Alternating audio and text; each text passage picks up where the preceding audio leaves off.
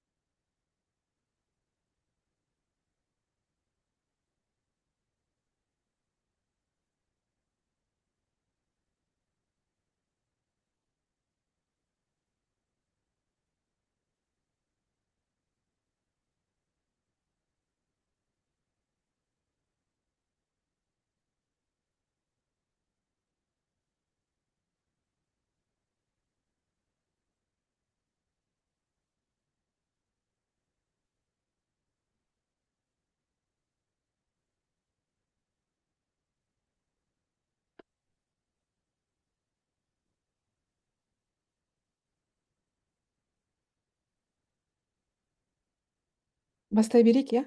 Уже 5 минут кетті. Қалғандар запись бар ғой. Сәлеметсіздер ме? Осы сенбінің күнінде бізге уақыт бөліп қосылғандарыңызға көп рахмет. Ә, вот, біз бүгін, мен осы аптаның ішінде Реджо Эмилиядан барып келдім. Мен халықаралық стади групп оқу тобына қатысып келдім. Вот содан сразу бөлісу керек, айту керек деген оймен әлі жарылайын деп жүрмін.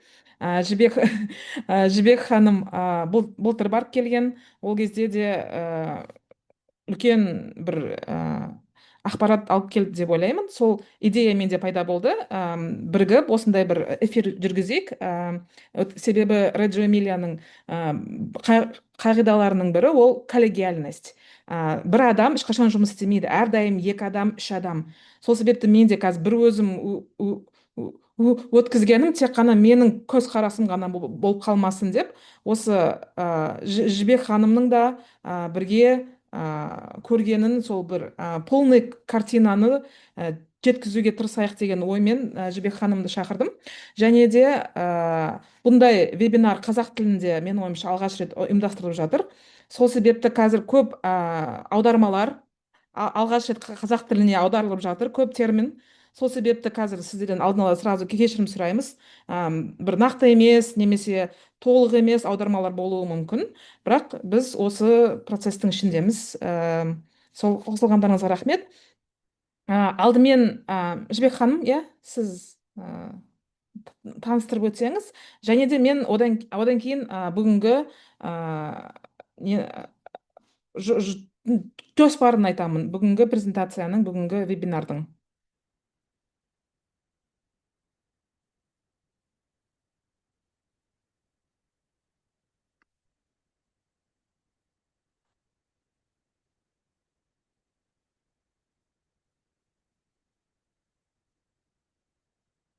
Менің экраным көрініп тұрған шығар, иә?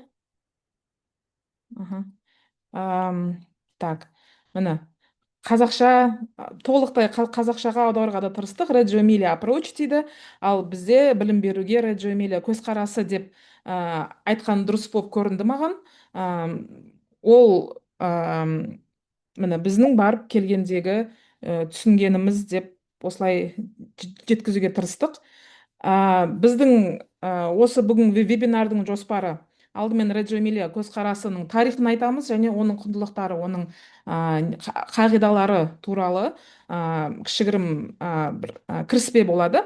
Сосын жібек ханымның презентациясы, сосын менің презентациям болады, менің көргенім бір екі видео, суреттер, сосын рефлексия болады. Жалпы біз не түйдік, қандай ерекшеліктер болды, қандай вау моменттер болды, сосын алдағы жоспарлар да, себебі екеумізде жеке балабақшамыз бар, және балабақшада жұмыс істеп жатырмыз, және де ол көрген нәрселерді іске асыруға бір алаңымыз бар дегендей.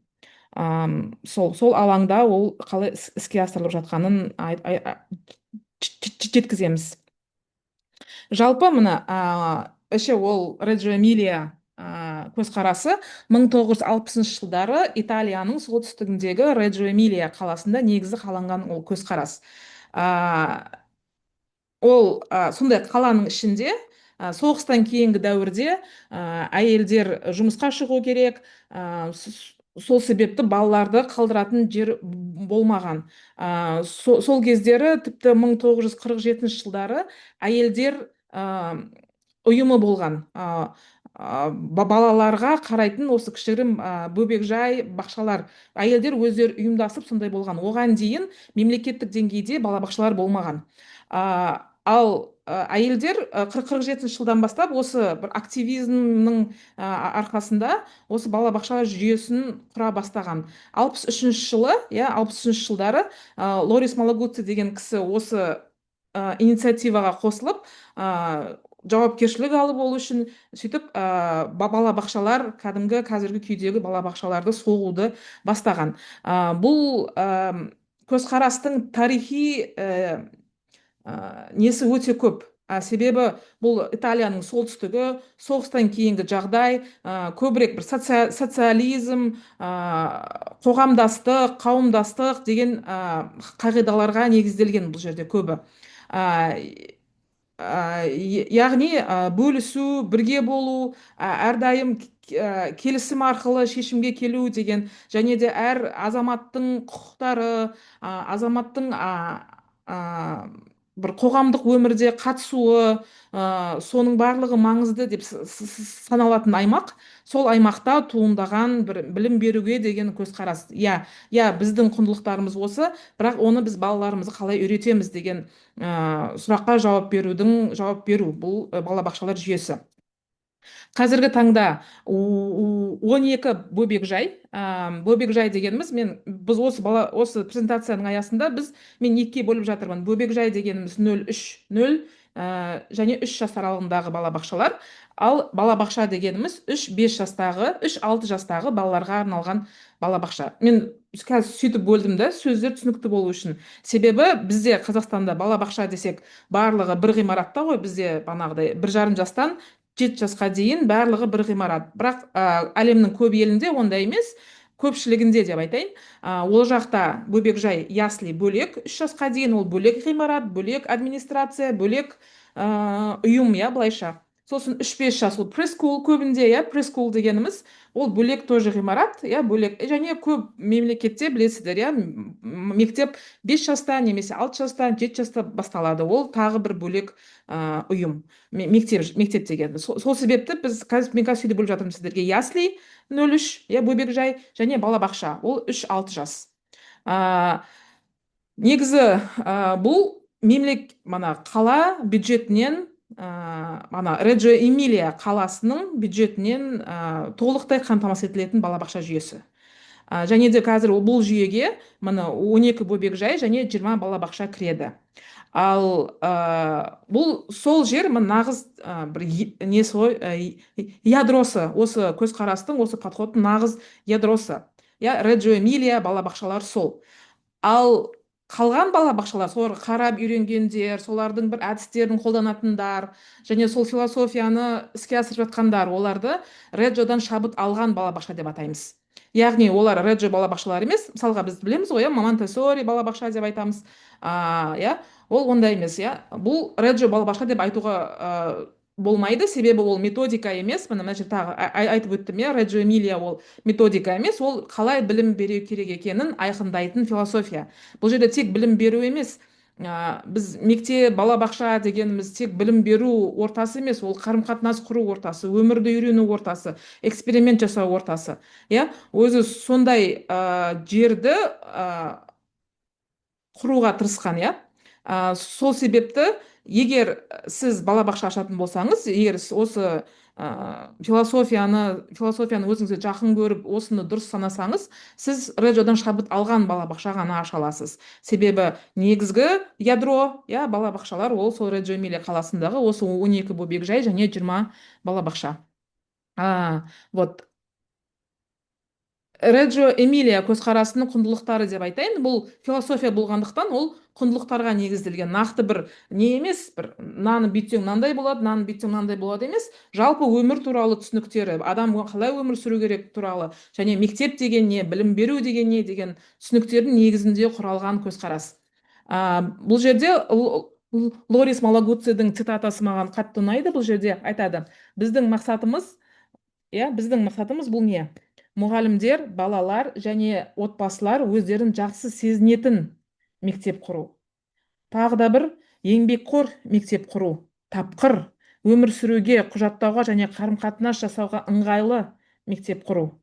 Және де зерттеу, білім алу, қайта тану және ойлану орны бола алатын мектеп құру. Яғни мектеп дегеніміз тек барып келетін жер емес, ол зерттеудің орталығы, қайта өзіңді тану орталығы, ойлану орталығы, және де ол жерде қарым-қатынас құруға жағдай толықтай жасалуы қажет. Және ең бастысы, мен бұл жерде мұғалімдер дегенді де ерекшелеп қойдым. Мұғалімдер де өздерін ол жерде жақсы сезінетін орта болуы керек. Лорис Малагуци осы философияның негізінде. Тағы бір 10 қағидалар өздерінің сайтында олар тізіп қойған, және де бізге де осыны айтты оқудың кезінде. Ол балалар өздерінің даму процестерінде белсенді қатысушылар. Яғни бала өзі шешім қабылдай алады. Ол қалай білім алады, өз білімін өзі құрастырады. Яғни біз мұғалім, тәрбиеші немесе ересек ретінде сен мынаны білуің керек, немесе сен мынаны оқып шық деп біз оған пустой коробка сияқты ақпарат тықпаймыз. Бала өзінің қалай оқитынын, не білгісі келетінін өзін құрастыра алуға потенциалы жетеді деген ол бірінші құндылық. Екіншісі ол 100 тіл. Адамдарда, яғни бір ғана оймен емес, 100 түрлі әрекетпен, 100 түрлі метод арқылы ойын жеткізу, ойлану, білім алу, түсіну тәсілі болады. Осы түсініктің негізінде олар балаларға әртүрлі нәрсе ұсынады. Яғни сурет арқылы, қимыл арқылы, музыка арқылы өз ойын жеткізуге мүмкіндік береді. Үшіншісі ол қатысу, бір-бірімен араласу, ол participation, қарым-қатынас жасау. Қарым-қатынас арқылы балалар үйренеді дейді. Бізге бір видео көрсетті да, сол кезде бір бала, енді бір жарым жасар бір бала өзімен өзі ойнап отыр, бір ойыншықты ұстап бірдеңе ойнап отыр. Сол кезде ана жақта басқа бөлек отырған бір баланы шақырып алады: Пабло, келші, Эдуардомен бірге ойнашы дейді. Бірге қарым-қатынас арқылы адамдар үйренеді деген сенім бар оларда. Сосын төртінші, зерттеуге деген құштарлықты құрметтеу. Яғни бала бір нәрсені істеп жатса, ол еріккеннен істеп жатқан жоқ, ол бір нәрсені зерттегеннен істеп жатыр деген түсінік. Яғни біз оған мүмкіндік беруіміз керек және жағдай, уақыт беруіміз керек деген түсінік. Одан кейін өте маңыздысы бұл жерде процесстерді құжаттау. Олар міндетті түрде барлық нәрсені жазып жүреді. Мұғалімдер, тәрбиешілер, ательеристі барлығы көп жазып жүреді.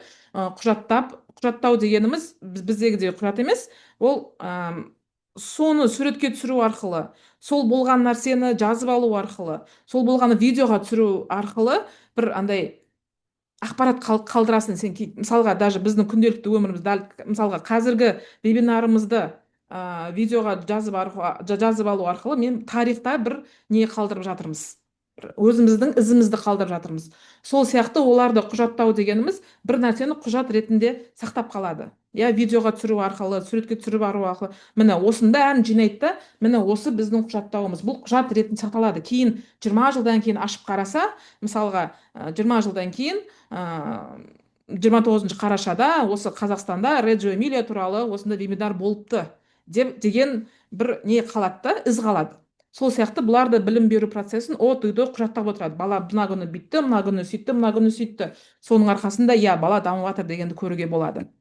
Сосын бұларда прогитационный деген нәрсе бар. Ол процесс кезінде пайда болатын білім беру бағдарламасы. Яғни біз алдын ала бір жылға жоспар құрып қоймаймыз. Мына күні мынаны өтеміз, мына күні мынаны істейміз. Олар міндетті түрде баланың қызығушылығына қарай ереді. Мысалға біз барған кезде Диана деген балабақшада қыркүйектен бері не болып жатыр екен, стройка жүріп жатыр екен есігінің алдында, андай экскаватор жерді қазып жатыр екен. Сондықтан балалар күнде есік алдында экскаваторды көреді ғой, 3 ай болыпты ол ремонт болып жатқанына. Сондықтан балабақшаның ішінде 3 ай бойы сол экскаватор жер қазу, құрастыру тақырыбы болып жатыр екен балабақшаның ішінде. Яғни ол сентябрьде мұғалімдер бір нәрсені ойлауы мүмкін, мысалға біз биыл осыны нәрсе істейміз деп.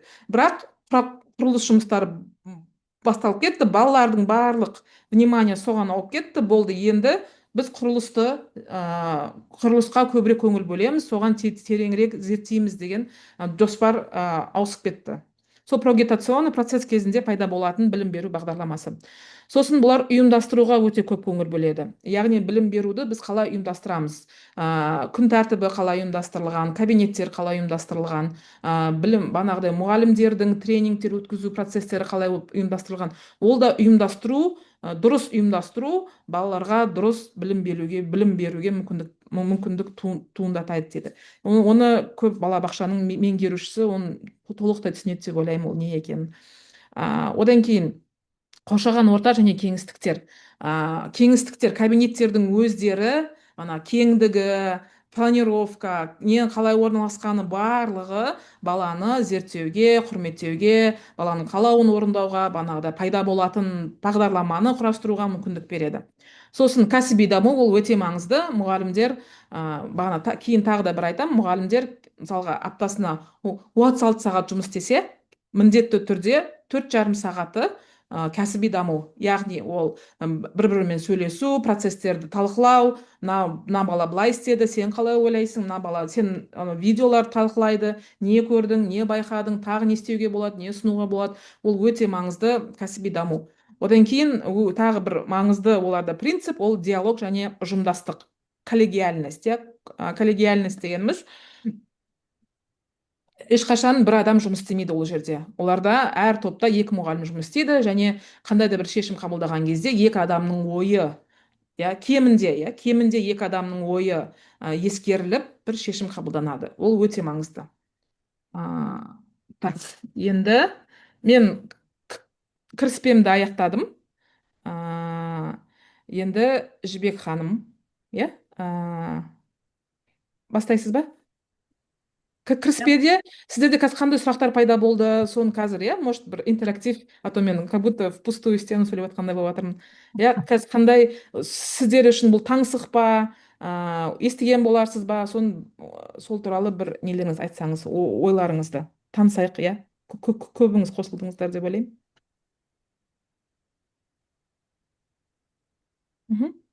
Қайырлы күн.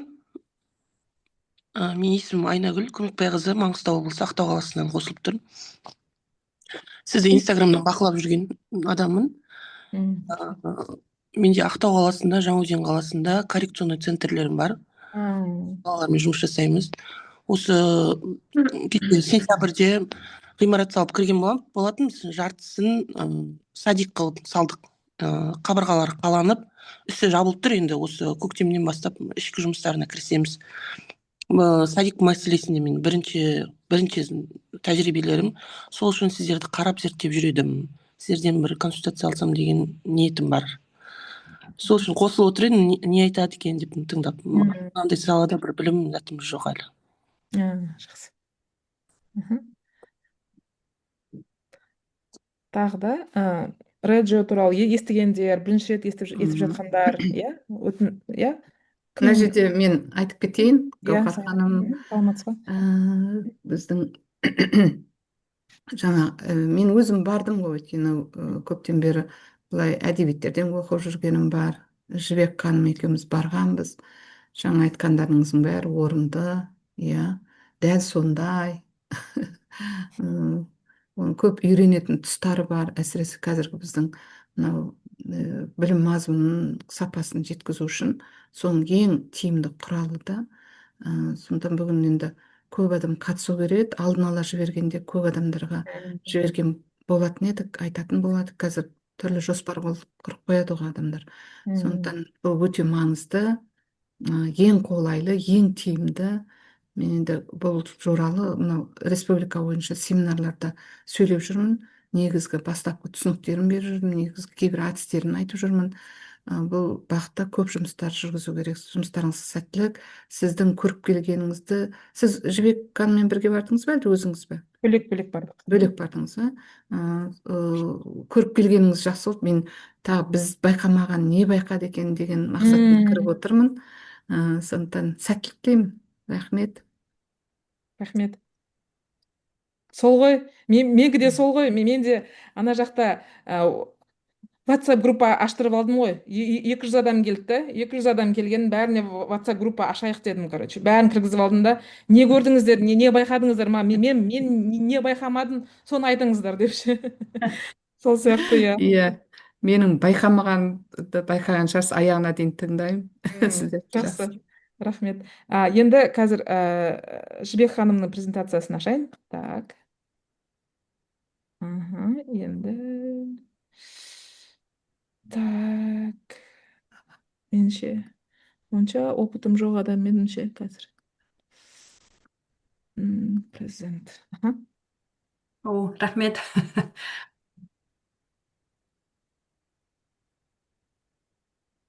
Баршаңызға саламатсыздар ма? Менің есімім Жібек.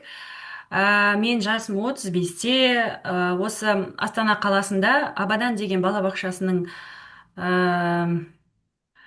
негізін қалаушы деп қазір көбісі айтады ғой. Енді бір адамның жұмысы емес, әрине ол целый команда, көп адамның жұмысы. Сондықтан сол балабақшада жұмыс істеймін. Енді презентацияға келетін болсақ, мен 2024 жылы Гаухар айтқандай алдында Сайран Ағашбаевна Қазақстаннан бір топ жинағамын, 14 кісі. Біз 2024 жылы сол 15 кісі болып Италияға бірінші рет бардық. Балабақшаны 2019 жылы ашылған кезінде мен осы Реджио деген жалпы бірінші сөзді Аюбаева Назипа Алтынбековна деген кісі бар. Сол кісіден естіген болатын.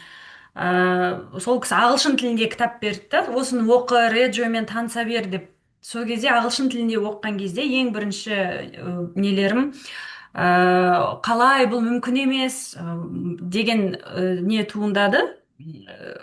Содан кейін барып уже ішке кіріп, Реджоны бақылап, оқып, өзің балаларыңды бақылап қараған кезде жақынырақ, жаныңа жақынырақ болады. Бұл бана approach дейміз ғой, подход.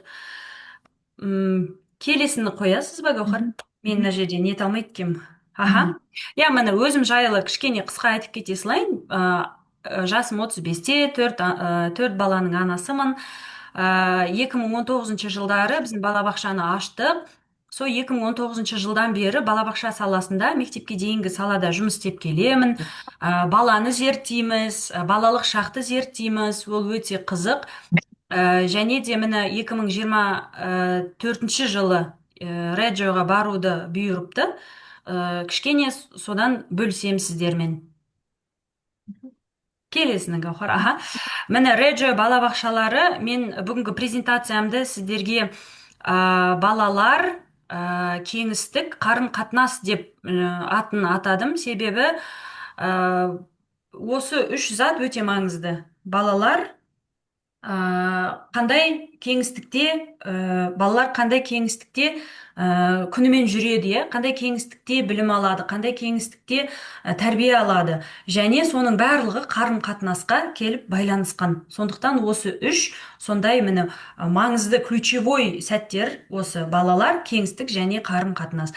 Біз Италияға барған кезде интенсив болды біздің бағдарламамыз. 5 күн бойы біз бір балабақшадан екінші балабақшаға бардық. Лорис Малагуцин орталығын көрдік, зерттеу орталығы. Сол жерде 2 күн оқыдық. Содан кейін осы Реджо Эмилия басқаратын балабақшалардың бәрін аралап қарадық. Мына біздің ең бірінші барған балабақша. Әдеге сіздерге көбірек сурет қойдым, сурет көрсін, бақыласын деп. Өзіңіз көріп жатқанда, бір қатты, қалай айтсам болады,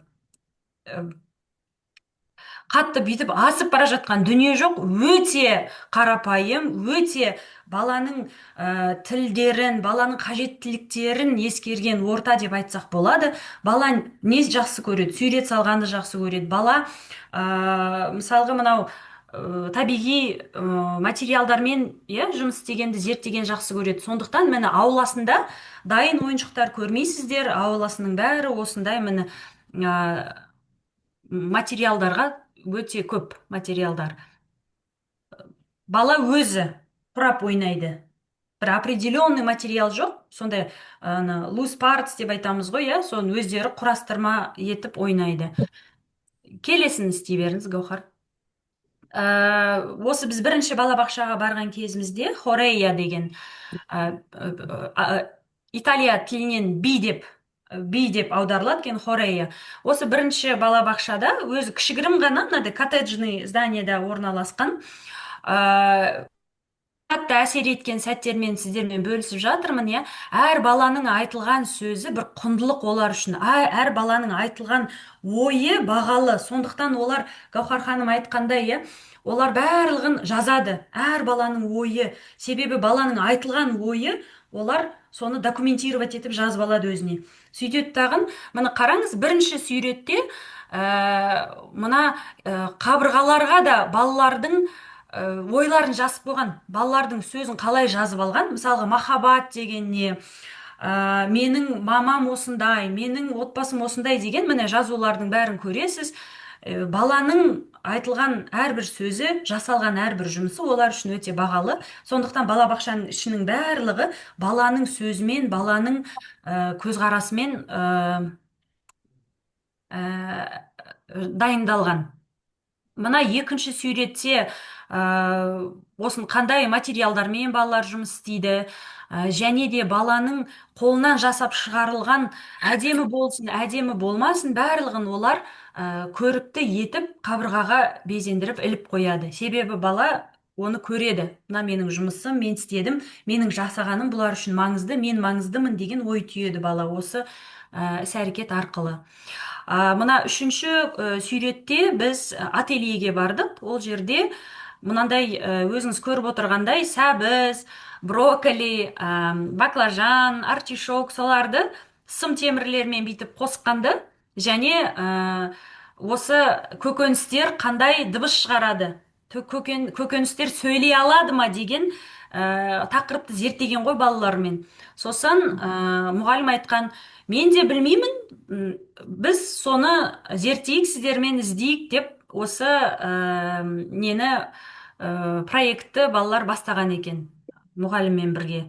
Әрбір көкөністі көрсеңіз, міне сыммен нетіп қойған, қосып қойған. Ар жақтан компьютердан мұғалім былай істесе, көкөністерді қимылатқан кезде әртүрлі дыбыстар шығарады, өте қызық. Ендігі бетке, келесі бетке істей берсеңіз болады. Мына жерде мен видео дайындаған едім. Мынау басылады ма? Қойылмайды ма? Біріншісі ма? Жоқ. Бұл PDF ретінде сақталыпты ғой. Мен мына жерде негізі видео дайындаған едім. Біз содан кейін екінші балабақшаға бардық. Гуасталла деген қалада. Ол Реджо Эмилиядан бір алыс емес. 30 минут жүрдік автобуспен. Сосын Гуасталла деген қаладағы Нидо Ириде деген балабақшаға келдік. Өте керемет кеңістік, мен енді айта алмаймын. Бір көргеннен ғашық болатын кеңістік, балабақша мұндай болады деп ойламайсың. Міне ішін қарасаңыз болады, иә, барлығы хвойный ағаштан жасалған. Мына балабақша өзі По деген не бар ғой, өзен. По деген өзенмен шабыттанып, архитектор итальянский осыны проектін жасаған екен. Мынаның несі су ретінде, толқын ретінде жасаған екен ненің балабақшаның архитектурасын. Іші де міне осындай, тек қана ағаш, айналар өте көп, ағаштар көп, табиғи материалдар өте көп. Мына жерде енді видео болмағаннан кейін, онда келесін көрсетіп айта берейін, е?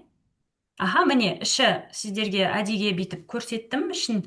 Бұл 1-2 жас балалар тобы. Нидо Ириде. Ириде деген ол бағана көзімнің қарасы дейміз ғой біз. Көзімнің қарашығы екен. Итальян тілінен қазақшаға аударған кезде көзімнің қарашығы. Осы Нидо Ириде деген балабақшаға бәріміз ғашық болдық. Өте керемет, кеңістік өте ашық, өте кең. Және де өзіңіз көріп отырғандай, міне өте қарапайым материалдан құралған. Балалар күнделікті ойнайтын, күнделікті осы жерде жүретін. Бұл 1-2 жас балалар тобы.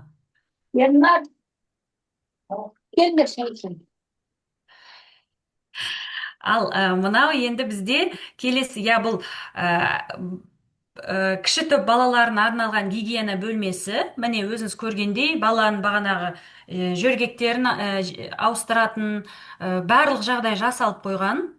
Өте әдемі, өте күшті, сондай функционалды, өте мынау осы кіші топтың гигиена бөлмесі. Сосын бұл жерде айта кететін момент, мына жерде байқадыңыздар ма, нелер, смесительдер екеу болады. Бір неде екі баланы бірге істету үшін. Бұл да бағана қоғамдық, қауымдастық деген нәрсе өте маңызды олар үшін. Мен де барлық жерде байқадым, бір раковинада 2 балаға осындай не тұрады, смеситель. Бір-бірімен сөйлессін, бір-бірімен аралассын, бірге болсын деген ниетпен. Келесі Келесі ма? иә, келесін Жапонияда айтып да сондай екен, осы топтасып Мгм. балалар жуындыруға Мгм. мүмкіндік жасаған. Мгм. Мынаны әдейіге мен презентацияға қостым. Себебі бағана Гаухар айтты ғой, иә, мұғалімдерге де жағдай жасайды деп балабақшалар. Мұғалімдер өздерін өте бағанағы жайлы, комфортты сезіну керек деп. Бұл жерде де менің ойымша бағанағы балалардың жуындыру бөлмесінде ғой, гигиена бөлмесінде осындай бір плакатты әдейі суретке түсіріп алдым. Бұл жерде мұғалімге деген қамқорлық белгісі деп ойлаймын. Бұл жерде көрсеңіз, суретте көрсетілген баланы қалай дұрыс көтеру керек. Бірінші отырып баланы көтересің, беліңді сақта, беліңді абайла деген мағынада мұғалімге деген қамқорлықпен жасалған плакат. Сол баланың жуындыратын бөлмеде осындай плакат ілініп тұр. Маған өте қатты әсер етті, сондықтан мен осы суретке түсіріп алып сіздерге де көрсетіп жатырмын. Жатын бөлмелер туралы сұрақ өте көп, иә, Монтессори болсын, басқа біздің мысалғы балабақшалар стандарт бойынша бағанағы міндетті түрде жатын бөлмелер болады. Негізі әрбір сантиметр, әрбір сантиметр, әрбір жерді балалардың пайдасы үшін, балалардың дамуы үшін қолданады. Сондықтан бұл жерде жатын бөлмеге өте қатты бір көңіл бөліп, олар орын берілмейді. Міне балалар түскі ас ішуге кетті, столовыйға түскі ас ішуге кетті. Сол кезде тәрбиешілер мынау Кешіріңіздер, иә, мен қазір андай мьют жасайын, иә, что-то мгм.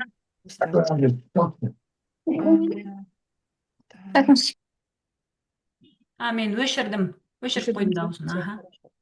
Қазір мен презентацияны қайтадан ашайын. Иә. Бұл жерде міне балалар столовыйға тамақ ішуге кеткен кезінде тәрбиешілер осылай төсек орындарын сап қояды. Бір ғана матрас осылай. Және де көрсеңіз, бір топта мысалы 23 бала бұл жерде. Бұл 3 жасар топтың жатын бөлмесі, иә.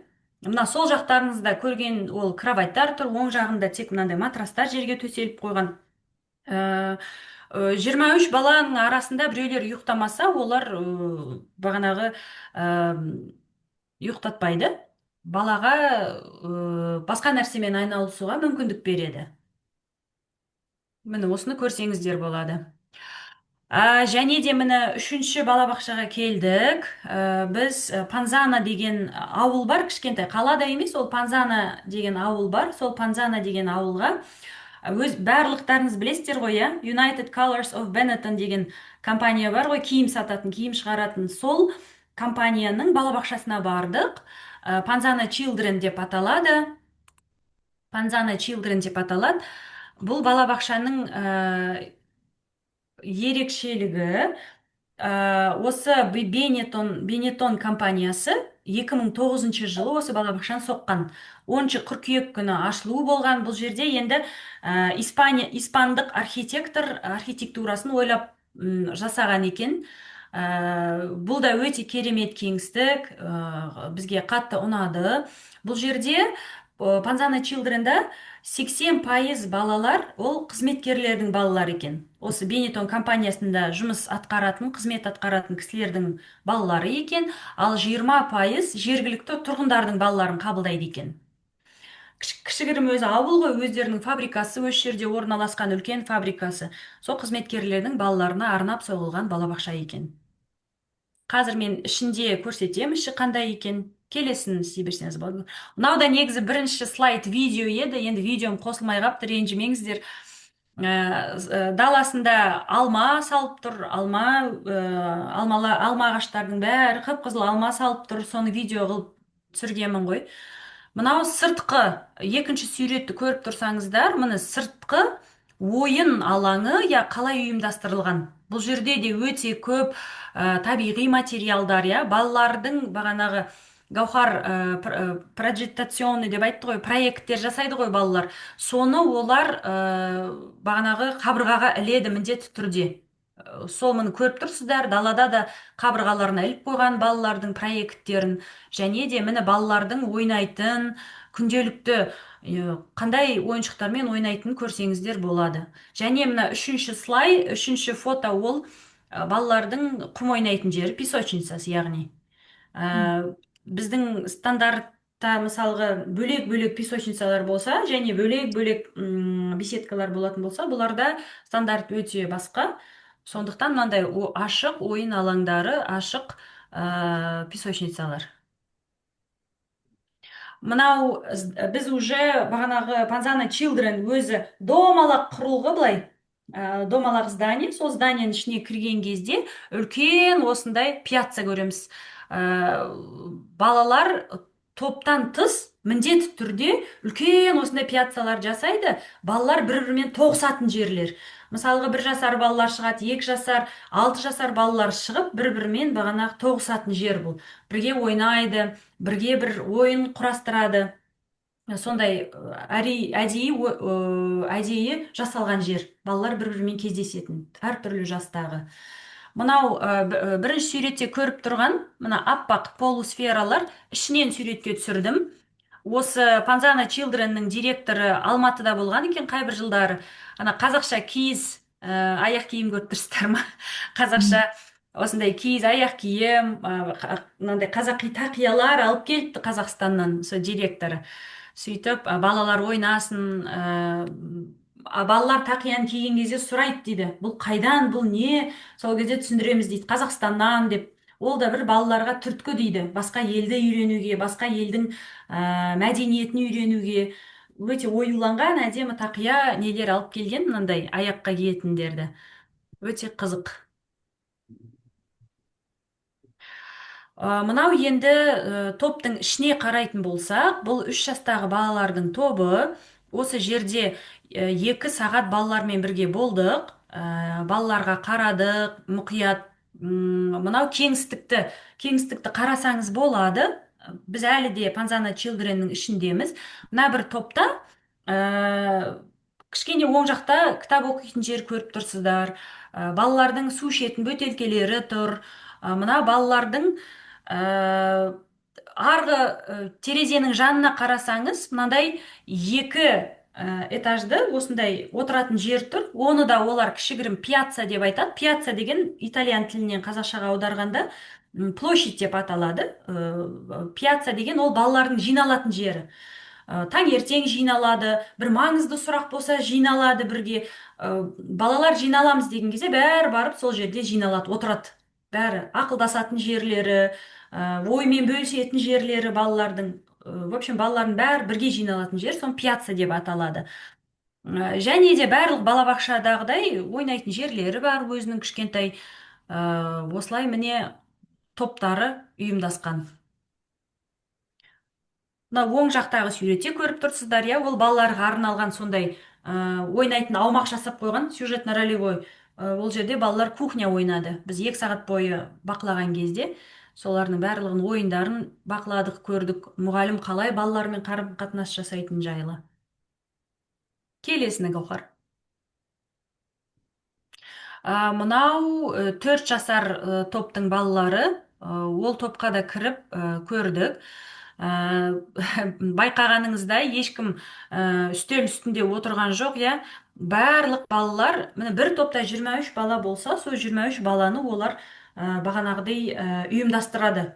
Жарты бала бір ательеге кетеді, жарты бала топта қалып мұғаліммен жұмыс істейді, жарты бала осылай мына өте оларда свет, түс дейміз ғой, түс және жарықпен, көлеңкемен өте көп жұмыс жасайды. Сондықтан мына бірінші суретте өздеріңіз көргендей, бірінші кезеңде түсініксіз болуы мүмкін. Оларда ателье өте көп неге бөлінеді. Цифровой ателье, ландшафтный ателье деп аталады, әртүрлі. Мынау сіздер көріп отырған ландшафтный ателье. Бұл жерде ательерист, бағана мұғалім өте балалармен ұзақ жұмыс жасады. Бұны енді қатты ішінке кіріп айтпай қойайын. Бұл жерде өзіңіз бақылағандай қандай материалдар қолданады, сіз қарасаңыз болады осы жерден. Мына екінші суретте ол және қарасаңыз болады қандай материалдармен күнделікті балалар жұмыс жасайтын. Бұл жерде олар қалашық соқты.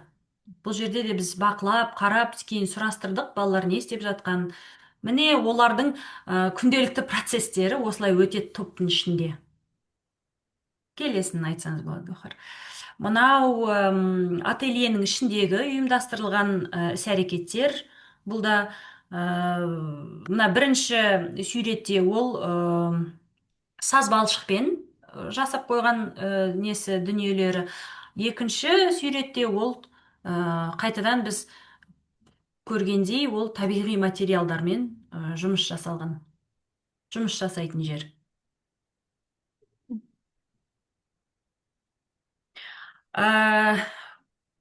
Сіз мүмкін Реджомен таныс болсаңыз, ателье деген не екен білесіз, иә? Таныс болмасаңыз таң қалуыңыз мүмкін. Көбісі ателье бағанағы тігіс тігу деп ойлаймыз ғой, иә? Негізінде ателье өзі сондай бір кеңістік, бір бір бір нәрсемен айналысуға арналған кеңістік, және де материалдардың барлығы сол дүниемен айналысуға арналған. Мына жерде көрсеңіз, бірінші суретте бұл ателье графики деп аталады. Сурет салу ательесі, яғни бұл жерде өзіңіз көріп отырғандай карандаштардың түр-түрі, сурет салуға болатын заттардың түр-түрін береді.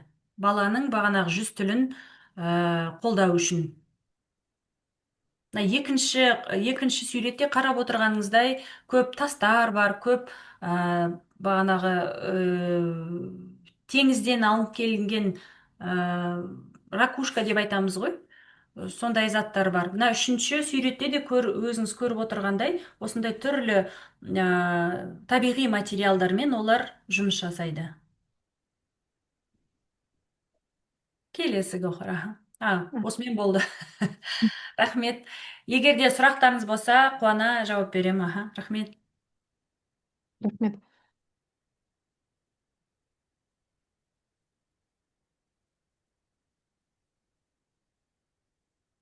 Сұрақтар бар ма?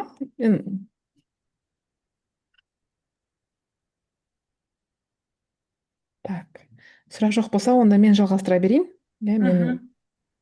Так, share.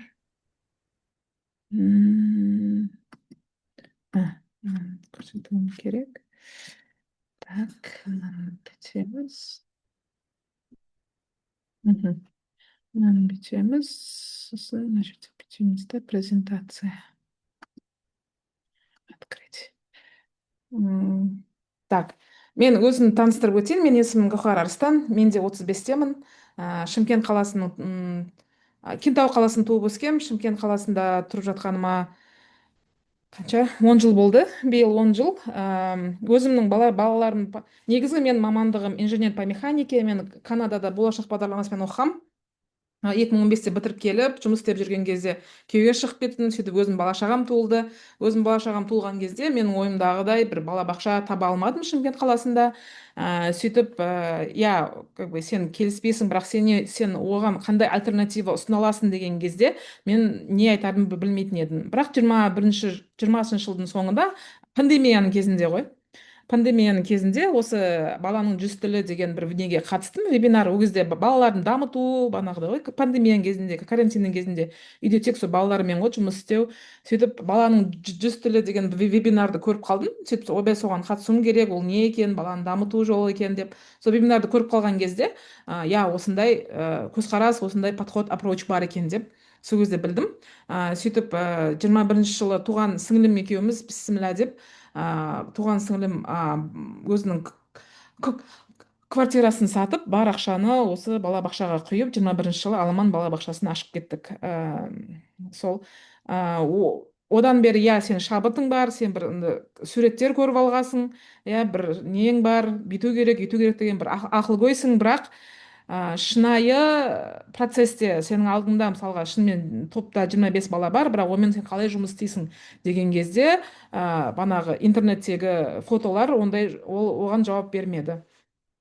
Сосын біз жұмыс істеп әйтеуір жүрдік. Сосын біз экерспен таныстық, экерс шкаласымен, және де сол экерс шкаласымен барлық процесстерді сол шкаланың талаптарына сай құрдық. Реджоны ысырып қойдық, былайша айтқан кезде. Себебі біз түсіндік, реджо деген экерс шкаласының жетінші деңгейі, ең жоғарғы деңгей. Ал сен бірінші, үшінші, бесінші деңгейді жаппай, сен жетінші деңгейге сразу секіре алмайсың деген өзіміз сондай түсінік құйдық. Сол себепті біз жайлап сол шкала бойынша степ бай степ нені енгізейік. Иә, процестің бәрін, минустарымыз бәрін жояйық. Соның арқасында әжептәуір результатқа жеттік, Аллаға шүкір. Сөйттік та, мен тіпті былтыр ақш-қа барып осыны экерс бала бақша сапасын бағалау экспертін алдым, ақш-қа барып, ол жақта да 5 күн тренингке қатыстым. Және де осы шкаланы қазақшаға аударып, қазір сатылымда ол шкала бар. Иә, енді мен оны түсініп тұрмын, яғни бірақ ана бұрынғы арманым бар ғой, әдемілік, баланың шабыты, шығармашылығы, қолдау деген нәрсе бар. Енді экерспен мен оны қалай байланыстырамын. Иә, мынау ғылыми құрал болса, ал мынау шығармашылық дамыту құралы болса, оны қалай ұштастыруға болады деген сұрақпен негізі өзім бардым осы оқуға. Және де бір жауап алғандай болдым. Соны сіздерге айтқым келіп жатыр. Қазір білмеймін, маған апайым жазып жатыр ше, қазір кешіріңіздер. Все. Міне біздің 17-21 қараша аралығында Лорис Малагуци орталығында, Реджо Эмилия қаласында осындай бүкіл әлемнен келген, 45 шақты елден келген 200 шақты ұстаз осы оқуға қатысты. Көбі ақш-тан болды, көбі Еуропадан болды, және де біз сияқты өз ақшасына келіп жатқандар кемде-кем. Көбіне ол жерге балабақшалардың егелері ақша төлеп жібереді ол жаққа өзінің мұғалімдерін. Көбіне IB мектептер, халықаралық енді жағдайы бар мектептер өз мұғалімдерін сол жаққа оқуға жібереді. Және де бұл, былайша айтқан кезде, бұл көзқарастың мәнін, мағынасын, құндылығын түсінген кісілер, мен ойымша, осылай компанияда ақша шығарып өзінің мұғалімдерін сол жерге оқуға жібереді. Бәрімен таныстым, бәрімен сөйлесіп, анау сен қайдасың, сен бұндайсың. Өте, міне, егер Жібек ханымда бір Қазақстанның контекстіндегі проблемаларды, іштегі мәселелерді талқылауға көрініс болса, менде уже бүкіл әлемде қандай проблемалар бар екенін, соның бәрін талқылауға, түсінуге тырыстым. Мен түсінгенім, бүкіл әлемде проблема бірдей. Барлық тәрбиешінің проблемасы ортақ деп айтайын. Балалар бәрін шашып тастайды, ата-аналар 5 жастағы балаларға әріп үйрету талап етеді деген сияқты проблемалар ортақ. Және финансирование аз деген, айлық аз деген, барлық 245 елдің бәрінде проблема ортақ. Сондықтан біз артта қалып кеткенбіз, біз андаймыз деген ол түсінік болмауы қажет. Біз осындаймыз және барымыз осы. Енді бірақ ары қарай жаңа нәрсе үйренейік деген талпыныс. Осылай лекционный залда отырдық, Лорис Малагуци орталығында лекция тыңдау. Көп лекция айтылды. Ең бірінші сол әрине өзінің қағидалары мен құндылықтарын айтты олар. Одан кейін ұстаздар қалай бір-бірімен кездесетінін видеосын көрсетті, ұстаздардың бір-бірімен қалай талқылайтынын видеосын көрсетіп, соны бізге лекция ретінде әр тұсын түсіндіріп берді. Одан кейін бір жобаның, ОТУ-да балалар жасаған жобаның, ағаштар туралы жобаның несін көрсетті бізге, құжаттамасын, ол қалай басталды, бала процесте не айтты, және соңы қалай аяқталғанын бір бас аяғына дейін 4 сағатқа созып айтып берді. Одан кейін аспаз өзінің бір жобасы туралы айтты. Ол да қызық болды. Сосын күнделікті өмірден видеолар көрсетті бізге, сол 5 күннің ішінде әртүрлі лекция аясында. Сосын қала өміріне араласу туралы бір қызық идея лақтырды. Мен қазір соны сіздерге айтамын, оны да айтып беремін. Сосын оған қоса бізде ательеде воркшоп болды. Ателье деген бағанағыда айттығы, ол лаборатория. Белгілі бір сала, мысалы құрылыс, немесе графика, немесе сурет салу, сол бойынша бір лаборатория ғой, сол жерде бір нәрсе істеп көруге бізге ұсынды. Одан кейін біз бір бөбекжайға бардық, бір балабақшаға бардық және бір бастауыш мектепке бардық. Бұл жерде айырмашылығы, егер біз бағанағыдай ядро мен балабақшаларға бардық та, нағыз 32 балабақшаның үшеуіне бардық. Ал жібек ханымдар, олар реджодан шабыт алған балабақшалар, бірақ оларды да бағанағыдай орталық, методикалық орталық, соларға да координация жүргізеді. То есть методикалық орталық бар, осындай Reggio Children деген бір орталық, кәдімгі ғылыми орталық. Олар бағанағы 32 балабақша және бүкіл әлемде, мысалға даже Италияның өзінде Reggioдан шабыт алған балабақшалар бар. Олардың бәріне координация жүргізеді, методикалық координация, үйретеді, анадай бірге, өзімен бірге алып жүреді. Менің бір таңғалғаным, Реджио Эмилия біз енді бардық қой, енді ойбай бүкіл әлем бардық. Қаланың өзінде адамдарды білмейді, Реджио Эмилия сондай ерекше әдіс бар екенін де білмейді, және тіпті ата-аналар да білмейді екен. Балаларын беріп жатыр балабақшаға, как будто біз кәдімгі көрші балабақшаға беріп жатырмыз. Бірақ оның ішінде не болып жатқан, оның қандай ерекшелігі бар екенін көп ата-ана түсінбейді екен, білмейді екен, даже қызықпайды екен. Енді ол жалпы бүкіл әлемдегі ата-ананың несі ғой енді. Бізде де көп ата-ана, енді бір 90% балам тыныш болса, жыламай барып келсе болды дейді. Ал ішінде не болып жатқаны көбіне бір 10% қызық. Бұл бүкіл әлемде сондай екен ата-ана деген. Так что бізде де ой, біздің ата-аналар бұндай деп айтпаймыз. Ол жақтың ата-аналарын да көріп келдік. Солай. Сосын біз Ремида орталығына бардық. Ремида орталығы туралы да қазір жеке тағы айтып өтем. Осылай. Жалпы мен сіздерге былай ақпарат берейін. Енді именно сол 32 балабақшаға қатысты мен сіздерге ақпарат айтам. Бір топта бөбекжай, тағы да айтамын, бөбекжай дегеніміз ясли, ол жерде 17-18 бала болады, 3 мұғалім жұмыс істейді. Ал балабақшада 3-5 жастағы бала, 3-6 жастағы балалар, бір топта 26 бала болады да, 2 мұғалім. Бұл балабақшалар тегін, енді кішігірім ғана төлейді, бірақ мен бағанағыдай қала бюджетінен бөлінген нелер, балабақшалар. Сосын әрбір топта, әрбір ерекше құқылы балаға бір мұғалім қосылады. Ерекше құқылы дегеніміз, біз жерде ерекше қажеттіліктері бар балалар деп айтамыз, мысалға ерекше балалар деп айтады, бірақ олар ерекше құқылы балалар деп атағанды жақсы көреді, және мен оны дұрыс деп санаймын. Себебі ол балалардың қажеттіліктері емес, оларда бір қосымша құқықтары бар. Білім алуға деген құқықтары бар. Сол себепті топта сондай бала бар болса, мысалға 26 баланың ішінде бір бала сондай болса, яғни ол топта 3 адам жұмыс істейді, 3 мұғалім жұмыс істейді. Бір 26 баланың ішінде 3 бала болса, ол топта 5 адам жұмыс істейді. Яғни ол жеке бұл ерекше құқылы баланың ғана мұғалімі емес, ол жалпы сол мұғалім, топтың мұғалімі болып мұғалімге қосылады. Топтан оларда жеке жұмыс істеу өте аз, бағанада тағы айттым ғой, олар постоянно бірге жұмыс істегенді жақсы көреді. Сол маңызды деп санайды. Сол себепті топқа көмекші ретінде тағы мұғалімдер қосылады. Балалар топтарға жасы бойынша бөлінеді. 3-4 жас, 4-5 жас, 5-6 жас. Біздегі де, солай бөлінеді. Сосын мұғалімдері топты 3 жасында алып, бітіргенше бірге болады. Бұл да олар үшін маңызды, себебі осылайша ата-аналар және балалар қауымдастығы пайда болады. 3 жыл бойы бірге болу, және ата-аналар да бірге болады, мұғалімдер де бірге болады. Сондай қауымдастық құрудың мақсатында олар сондай бірге жүреді, топтарды араластырылмайды.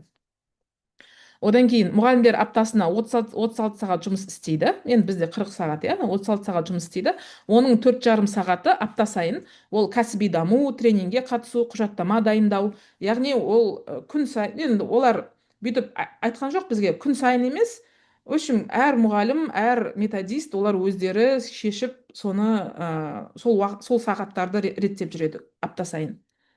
Әр балабақшада бір ательеристі жұмыс істейді. Ательеристі деген бағанағыдай жібек айтты, ол бір кеңістік қой, көбіне шығармашылыққа арналған. Сол жерінде бір жеке мұғалім отырады, постоянно сол жерде бір мұғалім отырады. Ол жерге, ательеге балалар жүгіріп келіп, кетіп, сөйтіп жүре береді. Бұл ортақ бір кеңістік, ортақ зерттеу орталығы. Топтардың бөлек кабинеттері бар, бірақ ортада ателье де бар. Аптаның бір күні бөбекжайда жұмыс істейді. Аптаның бір күніне ғана бөбекжайға барады, ал көбіне ательеристі 3-6 жастағы балалардың балабақшасында жүреді.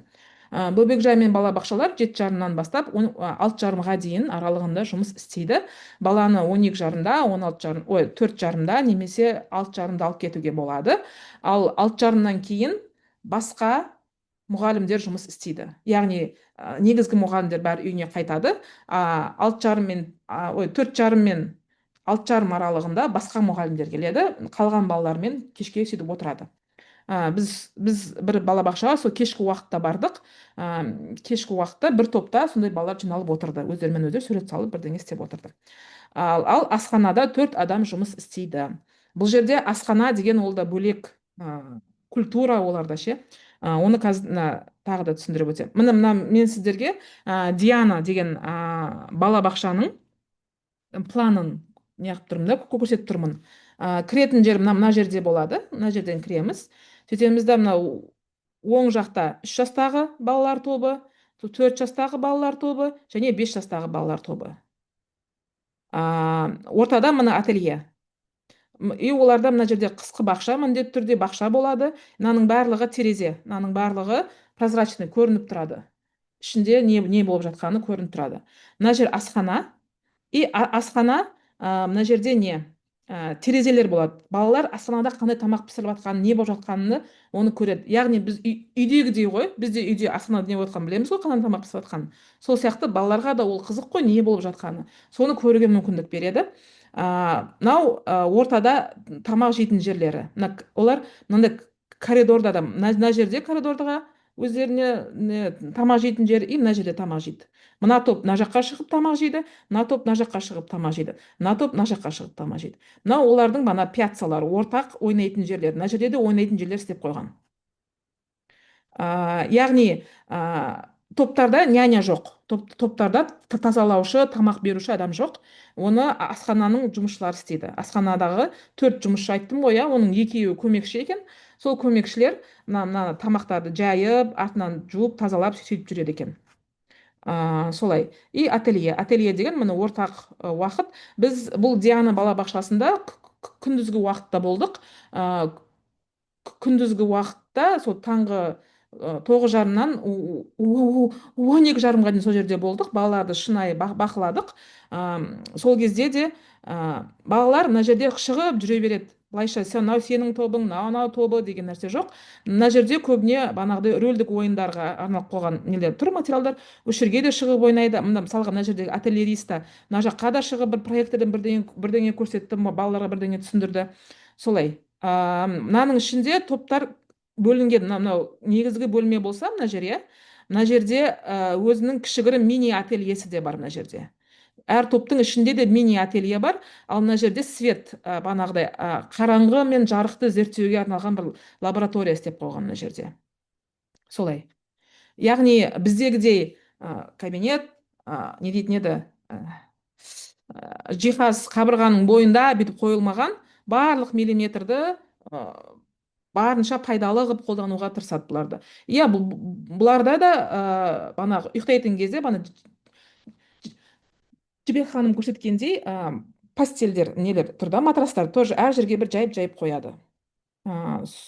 Сосын біз 11:30-ға дейін бақыладық. Сөйтіп ательеге кіріп, бізге ательериста кішігірім лекция өткізді. Сол кезде балалар мына жерде тамақ жеп отырды. И олар шынымен бір 40 минуттай тамақ жеді ғой.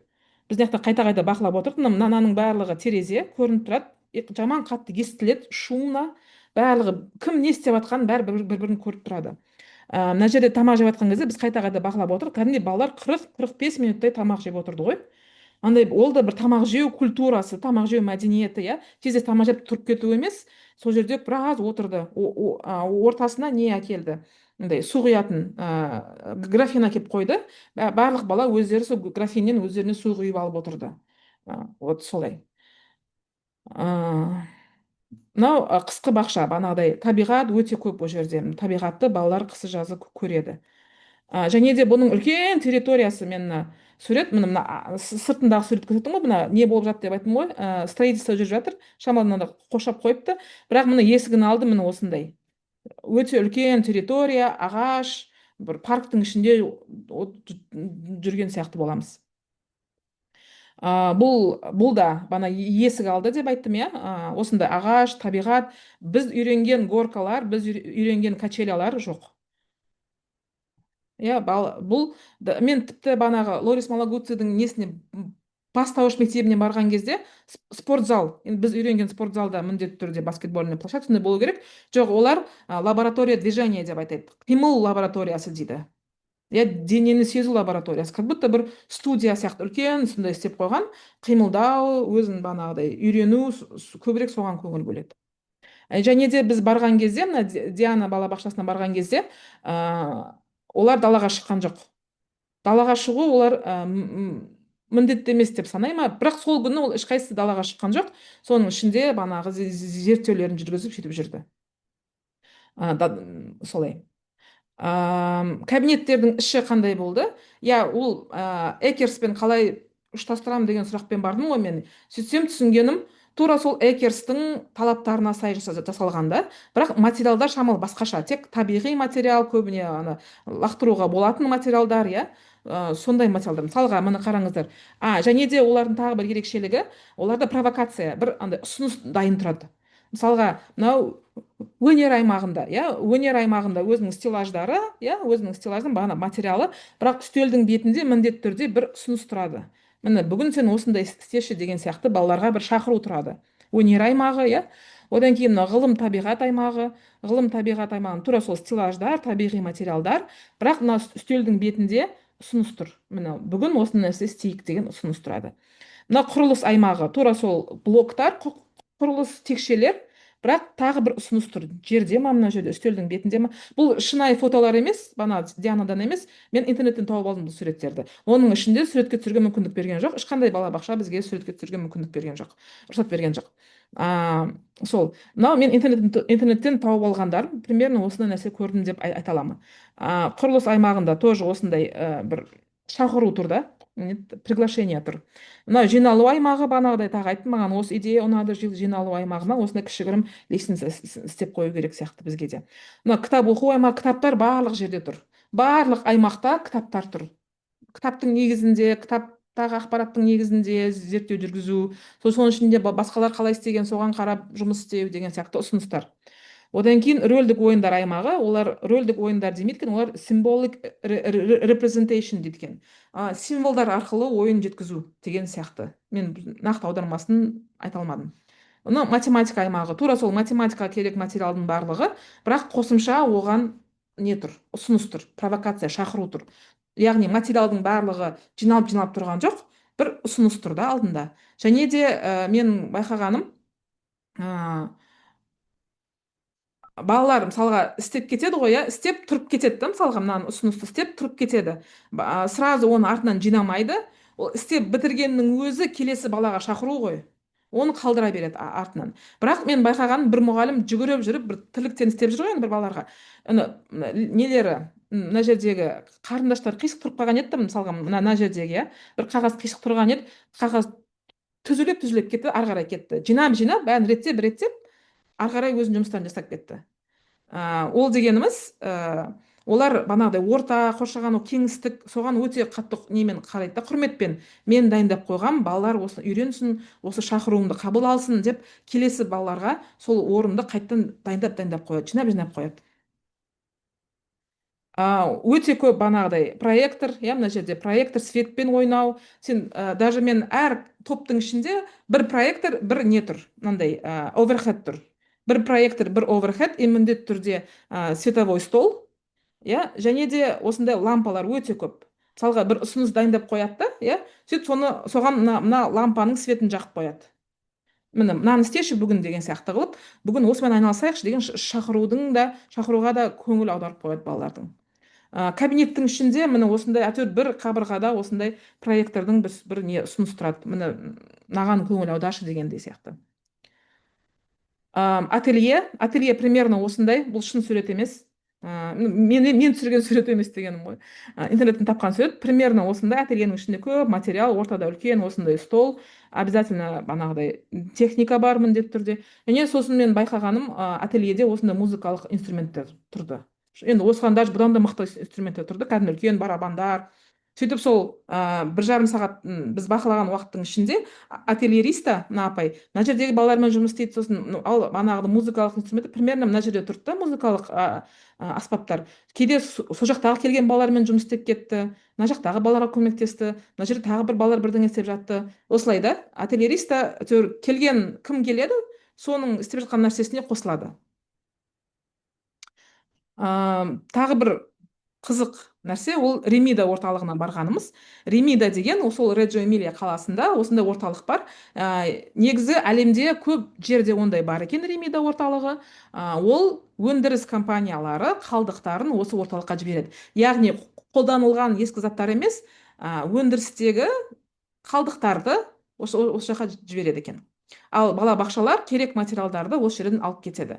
Материал өте көп. Барлық балабақшада біз 3 балабақшаға бардық, материал өте көп. Кәдімгідей андай ағылшынша overwhelmed деп айтамыз. Кәдімгі миым толып кетті ше, миым ашып кетті. Сонша нәрсенің бәрін қалай ұстап отыр? Андай профессор Плюшкин деген бар еді ғой ше, сондай. Бірақ ондай емес, хлам емес та, бәрінің өзінің орны бар. Өз әп-әдемі эстетикамен қойылған заттар. Мысалға мына Ремиданың ішінде мен Ремидаға барамыз деген кезде мен бір склад көремін деп ойладым да, үсті непонятно шаң. Жоқ, қарсаңшы мынаның өзін қандай әдемі қылып қойған, мына маталар, иә, қалдық маталар ғой енді. Мына жерде түймелер қалай өзін рет-ретімен әдемілеп қойып қойған. Мына жердегі, иә, жинап қойған.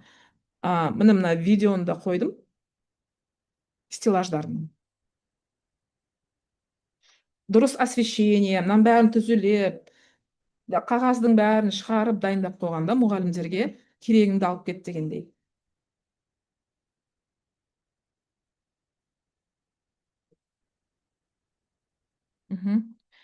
Осы және де әлемде көп жерде Ремида бар екен. Осылармен бірге жұмыс істейді. Және қазір Ремида деген тек осындай склад емес, бұл тағы осы қала тұрғындарына воркшоп, бір мастер-класс өткізетін жер екен, бір кішігірім ивенттер, бір қаланың өміріне араласатын орталық екен дәл қазір.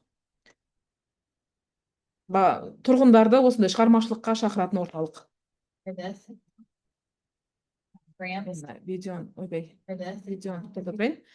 Сосын біз ательеге қатыстық. Мен құрылыс ательесін таңдадым. Ол жерде фотография ательесін, там графика, даладағы ателье, соны таңдауға болады еді. Мен құрылыс таңдадым өзім. Сөйтіп бізге сол үлкен кабинеттің ішінде бірнеше не дайындаған екен, локация. Банағыдай ше, ұсыныстар дайындаған.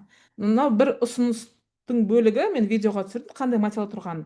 Және бізге сол материалдан бірдеңе құрыңдар деп айтты деген ұсыныс берді. Біз 3 әйел болдық. 3 әйел болып, мынаны қолымыздан келгені осы. 45 минуттың ішінде қолымыздан келгені осы болды.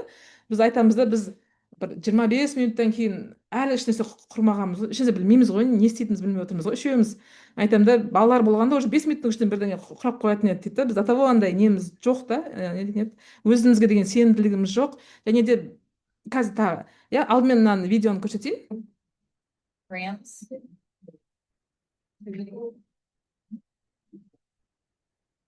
With these two, transporting through, yeah, purpose industries.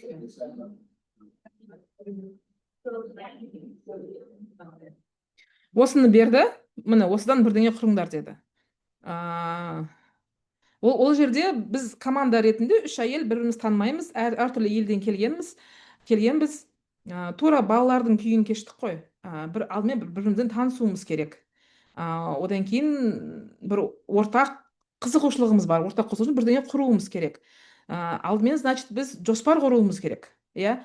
Ал біз как будто бәрін білетіндей бірдеңе құрастыра бердік қой. Мынаны бүйттік, бірақ у нас ничего не получалось.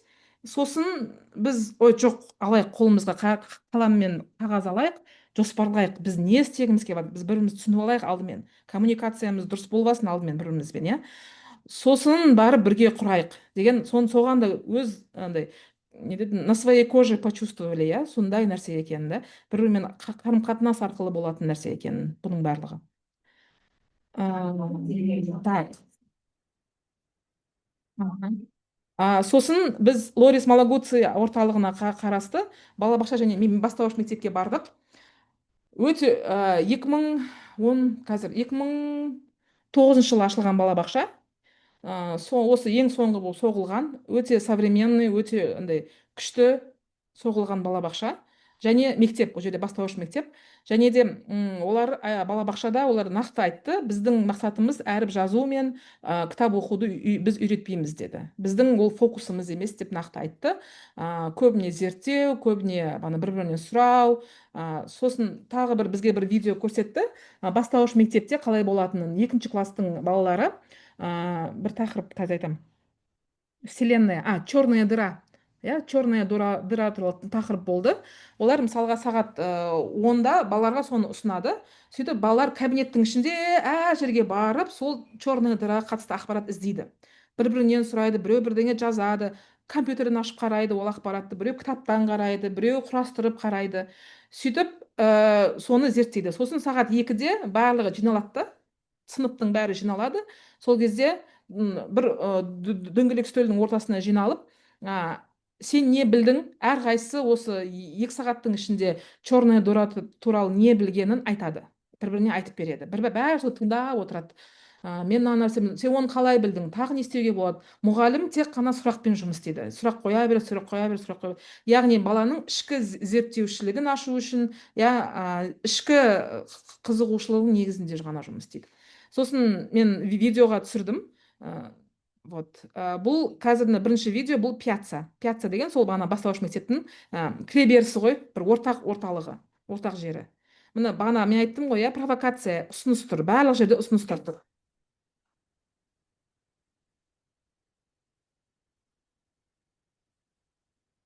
Міне тағы бір ұсыныс. Мынау тағы бір ұсыныс. То есть коридорда, балабақшаның коридорында осындай ұсыныстар тұр. Біз кешкі 5-6-да бардық. Яғни ертең азанда балалар келген кезде осының бәрін мен жұмыс істейді.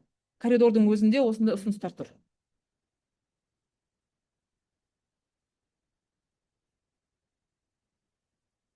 We do planting week at school, and what our atelier does is she'll take different spices and she'll turn them into paints. Мынау дәмдер, дәмдерді көру, по-моему, иістер сезу ательесі ұқсайды. Осындай ұсыныс дайындап қойған екен.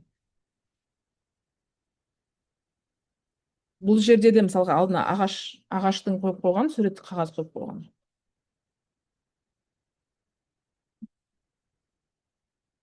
Бұл жерде де бірдеңені зерттеуге деген ұсыныс. Кітаптар, мына жер айналар өте көп. Бұл сол мектептің коридоры. Мынау тамақтанатын жерлері ғой. Тамақтануға арналған. Ана көрдіңіздер ғой, кухня көрініп тұр. Кухняның ішінде қандай тамақ пісіріп, не болып жатқаны көрініп тұр. И осылай біз бір топтың ательесіне кірдік мұлай. Бір топтың осындай бір ательесі. Көрдіңіздер, барлығы прозрачно, терезе, барлығы көрініп тұр. Мынау бір топтың іші. Бұл балабақша. Бір топтың іші. Мынау да тура сол сурет салу орталығы. Мынау оқшаулану жері. Мынау бағанағыдай суретке қатысты бір шығармашылық орталығы. Бағанағыдай құжаттама тұр мына жерде, балаларды шабыттандыру үшін. Енді мынау рөлдік ойындар аймағы. Бұл жер табиғи бір нәрсе ұқсайды, табиғат, ғылым қатысты бір нәрселер ұқсайды. Материал, мен қараңыз, миым ашып кетті, шынымен материал өте көп. Рөлдік ойындар. Және де мынау ателье, бағанағыда айттым ғой, қабырғалар, құжаттама. Қабырғаларда өте көп құжаттама, өте көп сурет, өте көп провокация балаларға. Міне мынау тоже бұл ертеңгі күнге ұсыныстар.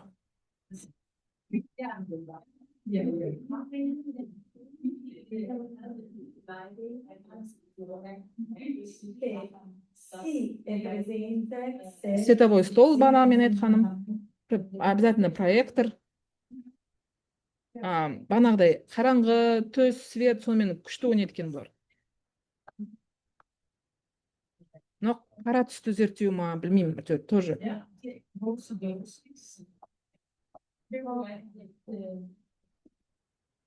осылай.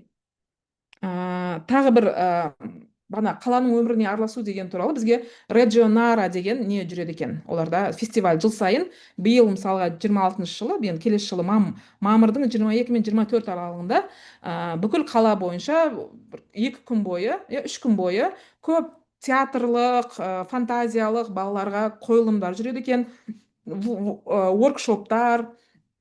Яғни егер сіздер сол уақыттар Италияда болатын болсаңыздар, міндетті түрде балаларыңызды осы жерге апаруларыңызға болады. Маған қатты ұнады.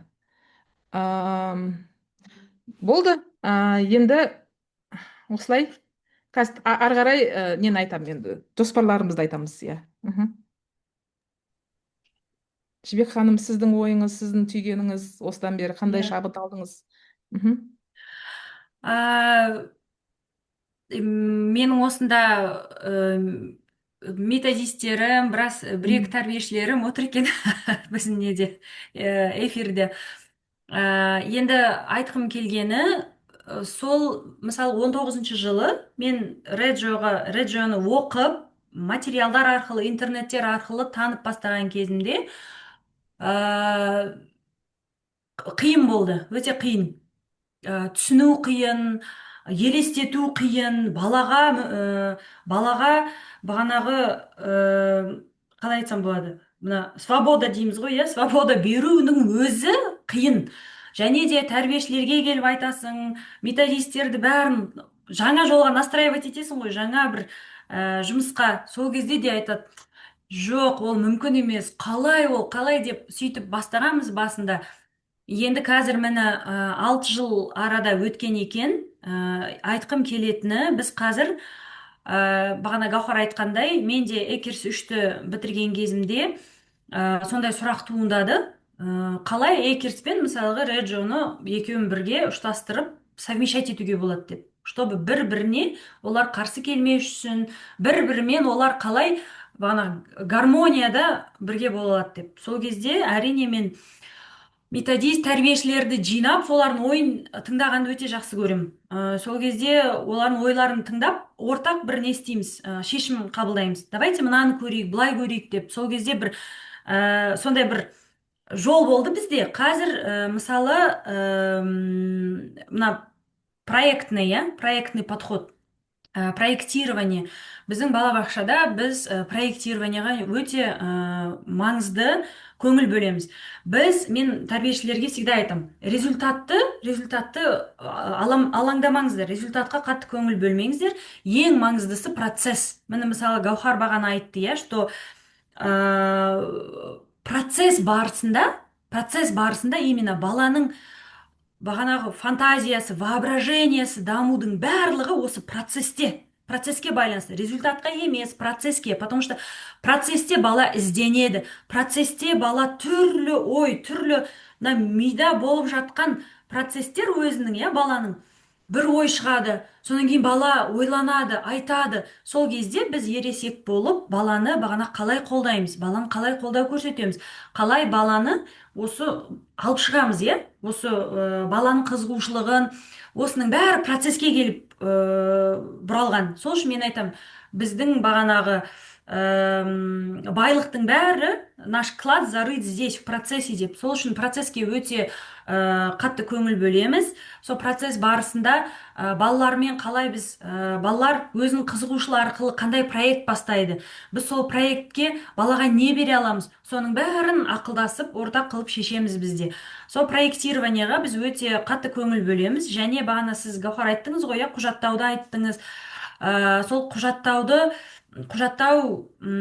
ол өте маңызды.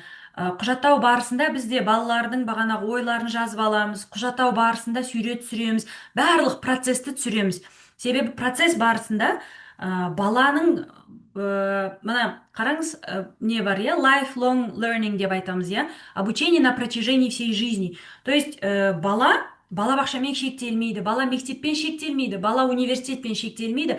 Бала, біз адам баласы, біз өмір бойы оқуымыз керек. Өмір бойы бірдеңені ашамыз, өмір бойы бір нәрсемен шектеліп қалмай өмір бойы біз оқимыз, жаңа бір білім аламыз, жаңа ілім аламыз.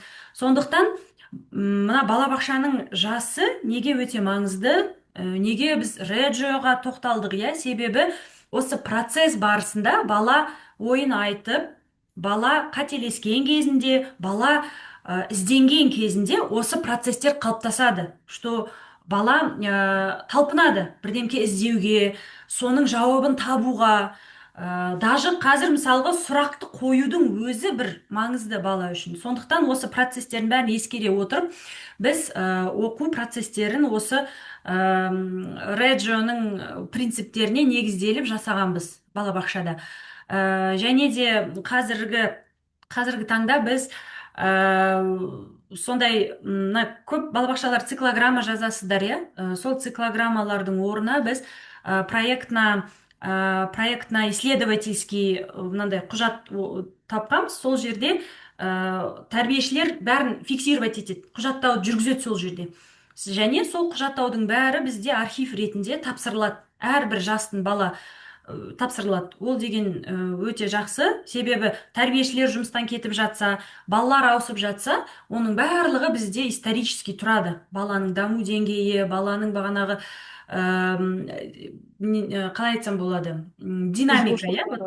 Иә, біздің наблюдениеміз, біздің қарағанымыз, баланың бағанағы динамикасын бәрі сол жерде құжатталып тұрады. Сондықтан құжаттау да өте-өте маңызды. Қазіргі таңда біз сондай жұмыс жүргізіп жатырмыз. Мен де бағанағы Гаухар айтқандай, балабақша там элитный, уникальный, там реджо садик деп біз айтпаймыз. Мен всегда айтам, әркімнің өзінің жолы бар. Әркімнің өзінің жолы бар. Мысалы, Гаухардың өзінің жолы бар, менің өзім жолым бар. Әркім қандай көзқарасы бар. Ол біз Гаухар екеуміз мысалы Италияға барып, Гаухар өзінше бір ақпарат алып келеді, мен өзімше бір ақпарат алып келемін. Сондықтан мен сенемін, әр балабақшаның, осы балабақшаны жетелеп келіп жатқан адамның өзінің сондай бір қалай айтсам болады, бір қызық сондай бір жолы бар өзінің. Сондықтан әрбір балабақшаның опыты, әрбір балабақшаның жолы өте уникальный. Сондықтан реджоның бізге деген, маған деген әсері өте көп. Мен өзімнің балабақшадағы тәрбиешілеріме де осы жолмен бірге жүріп келе жатырмыз енді. Сол, рахмет. Мен үшін андай шок болған нәрсе, енді біз деп барып жатырмыз ғой, американецтер деп қарайды ғой, бүйтіп ше. Ой, почему нужно вместе? Әр адамның индивидуальности бар ғой, неге Да. бізге бірге дей береді олар деп ше. Олар кәдімгідей андай көп нәрсені көрген ғой. Яғни біз әлі процесстеміз ғой. Бірақ олар көп жерде көрген. Олар бұл көзқарасты один из approach, да, біреу бір ғана жолы деп ойлайды, деп түсінеді да олар. Яғни бір андай керемет, бәрі осындай болу керек деп түсінбейді. Олар көбі мынаны алуға болады, мынау болады, мынау дұрыс деп өзіне керектерін алады да. Сондай екен, мен үшін ол шок болды. Мен кәдімгідей, сендер сонша ақша төлеп келіп жатсыңдар ғой деп айтқан кезде, өйтіп жақтырмай қойшы, мен жұма күні келмей ақ қоямын дейтіндер болды арасында. Сондай жалпы былайша бүйтіп үйтудің қажеті жоқ. Один из, иә, бірнеше бір көзқарастың біреуі ғана. Сізге жақын болса, қолданыңыздар. Сіз оны дұрыс деп санасаңыз, қолданыңыздар. Так, Алла шүкір, бала өсе береді ғой. Солай. Сосын Гаухар тағы бір айта кетейінші, иә. Біз Лорис Малагуци орталығына бардық қой.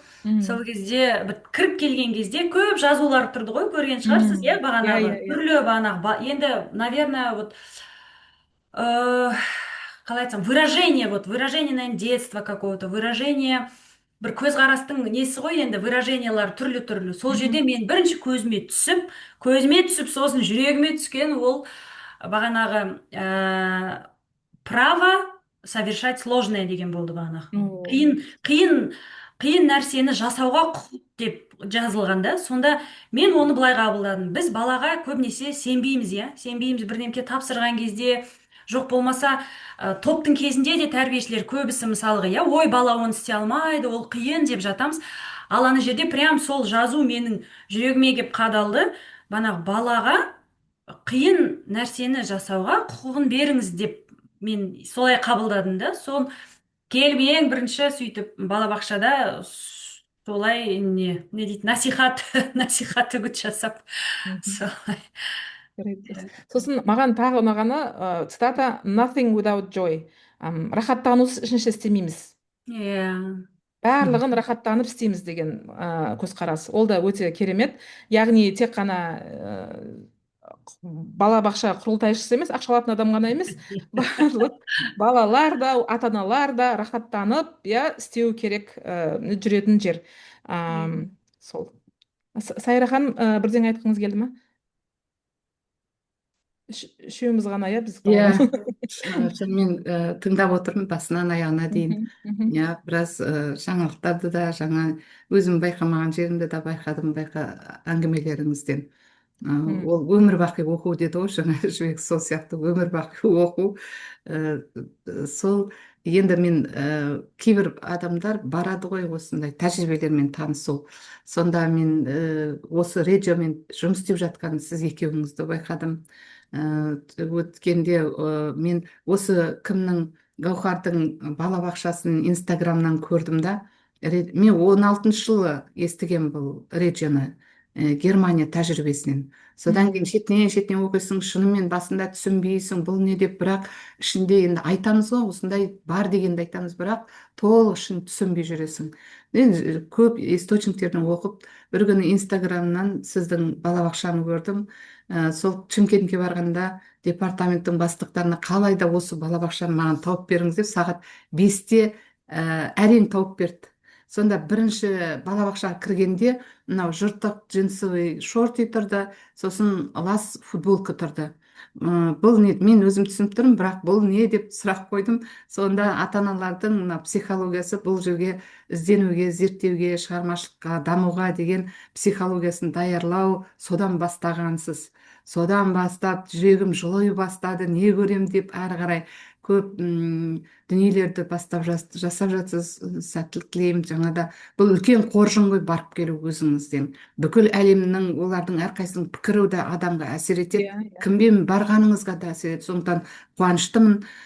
Біреуіңіз осы әлемдік деңгейдегі мамандармен бірге барып, солардың пікірлерін естіп, өз көзіңізбен біз көрмеген жерлерді көрген екенсіздер. Әлде Қазақстанға өз тәжірибелеріңізді жақсы көрсетеді деген сенімдемін. Енді жібек ханыммен бірге бардық екеуміз. Сондай ізденіспен, сондай жастардың болғанына қатты қуандым мен. Сол келген бойда балабақшасына енгізіп тастады. Экерста екеуін ұштастырып енгізді. Соны мен көбінесе білім алушыларға көбірек айтамын. Осындай өздері подход, әркім өзі біледі ғой қалауы, бірақ қазіргі бұндай көзқарасқа терең кіруіміздің себебі мынау алғашқы біздің модельдің қабылдануы, мынау қажеттілік, баланың қызығушылығы дейін ескеріп барып, қабілетіне ескеріп барып ұйымдастыру деген, заттық дамытушы орта үшінші педагог, әрбір затқа екінші өмір береміз дегенді біз бүкіл балабақшаға айтып жатырмыз. Оның барлығы осы Реджеде тұр. Проектіні айтып жатырмыз, тақырыпты өзі таңдайды деп айтып жатырмыз.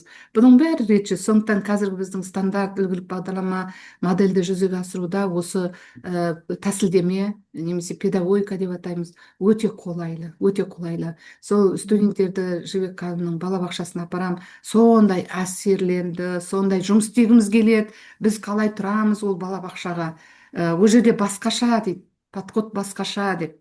Сондай тілектер. Қазір үшінші курс мені бізді қашан апарасыз деп жүр, соған бір уақыт таба алмай, осы декабрьдің 11-іне ма 12-сіне ма сізге барамыз ба деп отырмыз. Келіңіздер, келіңіздер, Иә, иә. қуанамыз келсе. Шабыттанып келеді шынымен, Реджеден шабыттанып келеді. Өткенде Гаухар ханыммен кездесу жасадым Экерский бойынша, қаншама мәлімет берді. Біз айта бергеннен гөрі осындай сіздер сияқты жастар біздің кейін келе жатқан білім алушыларға әсер бересіздер. Осылай да болуға болады екен ғой.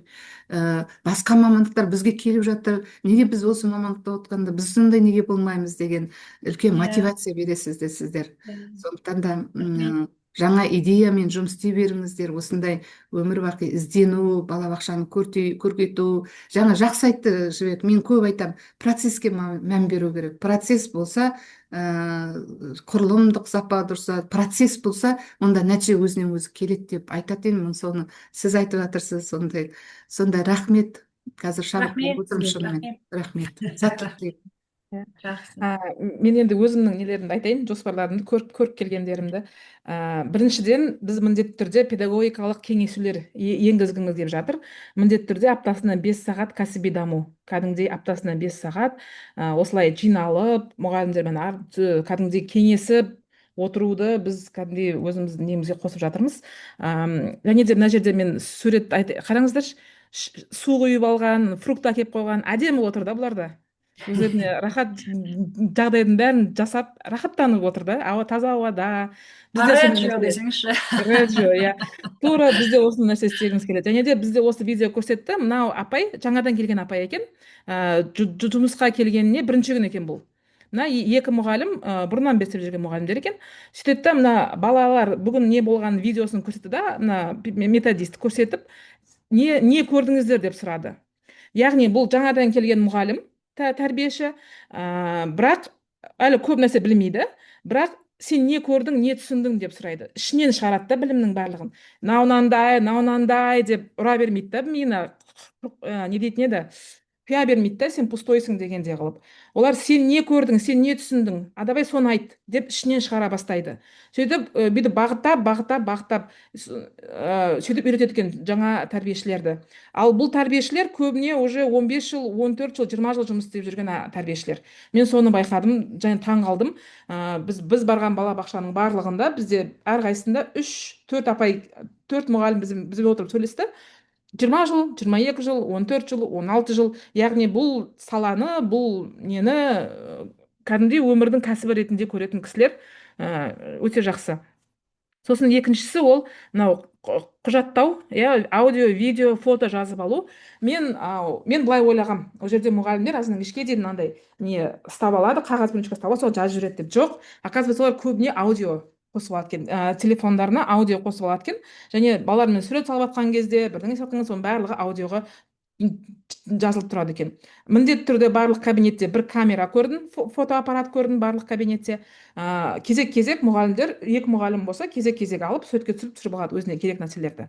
Міндет сосын жазып жүру, фото, аудио, видео, барлық процессті құжаттап жүреді екен. Соны да бізде қолға алғымыз келіп жатыр. Так. Тағы бір ол есік алдына қатысты. Бақша еккіміз келіп жатыр. Бақша еккенде андай бір қатар помидор, бір қатар қияр емес, бір кішкентай жерде бір түп, 2 түп қияр, 2 түп помидор, 2 түп пияз, 2 түп не дейтін еді, мята, соны кішігірім қылып егіп қойып, және балаларға сол табиғи нәрселердің иісін, фактурасын сезуге, қалай өсетінін көруге мүмкіндік беру. Оны да Құдай қаласа қолға аламыз деп жатырмыз. Далада тамақтануды да біз Шымкентте можем позволить себе. Астана не завидуйте десең, далада можем позволить, сол осындай арнайы заттар алып қойғым келіп жатыр, осындай скамейкалар, және тек қана далада қолданылатын ыдыстар алып қойғым келіп жатыр. Әр топ кезегімен бір күн таңғы асын далада ішетін болады деп, Құдай қаласа сондай неміз бар, жоспарымыз бар. Сосын кіреберіске осындай провокациялар қойғым келіп жатыр. Ата-аналарға да провокация.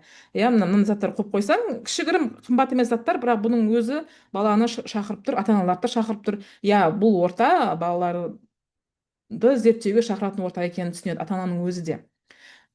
Сосын көбірек осындай табиғи материалдарды қосу. Топтардың ішіне табиғатты кіргізу менің қазіргі жоспарым, осындай табиғи нәрселерді іліп қойғым, көбірек освещениемен жұмыс істегім келіп жатыр, осындай түрлі светтер, проектор, сондай қойғым келіп жатыр. Және де міне loose parts, лақтыруға болатын материалдар, бірақ екінші өмір беруге болатын материалдар. Осыларды да топтардың ішіне көбейткім келіп жатыр. Жоспар осы. Тыңдағандарыңызға рахмет. Керемет, сәттілік тілейміз. Енді сіздің балабақшаңызға барамыз содан кейін. Құдай қаласа бәріңізді шақырамын, ашықпыз. Үлкен бір фестиваль өткізіңіздер. бір Астанада өткізіңіздер, бірде Чымкентте өткізіңіздер. Сөйтіп радиолар көбейеді. Бізде форум бар ғой, кімнің алтын гүл. иә Кірген жоқ па алтын гүл бүгін? кіріп бағана шығып кеткен ұқсайды, иә. Мгм. Менің Жақсы. студентім отыр, оған диплом жұмысын, зерттеу жұмысын бергенмін. Мгм. Сізде жұмыс істей ма, Айғаным, Жібек ханым? Бізде жазда жұмыс істеді, иә. Қазір оқуына байланысты пока неде істеп жатқан жоқ қазір. М, Қыркүйектен бастап. Қыркүйектен Иә. бастап оқу басталып кетті ғой, оқуға кетті ғой. М. Енді сізге барам деп отырғандар өте көп. Барайықшы деп Иә, отыр. қабылдаймыз. Жақсы, Е, рахмет. Гаухар, рахмет сізге шақырып, бағанағы бөлісіп, не жақсы дүниемен бөліскен әрқашанда дұрыс, жақсы деп ойлаймын. Бір жақсы игі іс бастадыңыз, Гаухар. Алла жазса, иә, осы өзгерістермен бөлісіп тұрыңыз. Бір-бірімізден алатынымыз әлі де өте көп. Сондықтан сізге көп рахмет, Гаухар, шақырғаныңыз үшін. Иә, кішігірім бір айтатын неңлеріңіз болса, иә, ешкім, иә, Сайра ханымнан басқа, Айнагүл ханымнан басқа ешкім ешнәрсе демеді. Бір екі Мен сөз. мен рахметімді айтқым келіп тұр сіздерге. Иә, Өте иә. қуаныштымын осындай қазақтың қыздары осындай білімге ұмтылып, халыққа пайдалы болу арқылы пайда табамыз деген мақсаттарыңыз үшін қуанып отырмын. Маған басынан бастап соңына дейін тыңдап отырмын. Енді Гаухар ханым, Жебе ханым, сіздерге мен консультация алсам деген бір ниетім бар. Құдай қаласа. Жеке сіз өзіңіздерге хабарлассам, маған бір жол көрсететін, бір бағыт беретін адам іздеп жүргенмін. Сіздерді зерттеп қарап жүргенмін сырттарыңыздан. Менде бір осы Маңғыстау облысына бір жаңашылдық бір дүниелер әкелгім келеді. Жаңа ерекше балдармен жұмыс жасайтын болғандықтан олардың да бір қоғамға қосылуына, Иә. әлеуметтенуіне бір өзіміздің ықпалымызды тигізсек деген ниеттегі адамдар едік.